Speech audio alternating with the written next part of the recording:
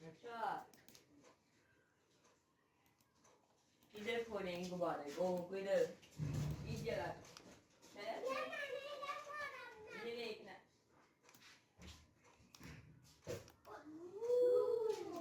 अब पास तुम्हारी को बोलो